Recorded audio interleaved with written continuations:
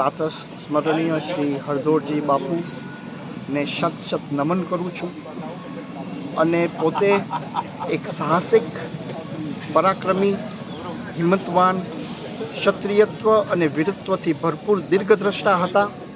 અને ચારેય ભાઈઓ, મોટાભાઈ જામરાવળ, હરદોરજી પોતે, મોટજી અને રવાજી બાપુએ જે રીતે ક્ષત્રિયોના દળનું નિકંદર કરનારા તરીકે પ્રસ્થાપિત થયા અને જે રીતે મહાન શૂરવીરો હતા, એ આ તિથિએ એ પૂર્વજોને નમન કરવા અહીંયા શ્રી હરદોરજી બાપુના પાડિયાનું પૂજન અને હવન વિધિમાં સામેલ રહેવું.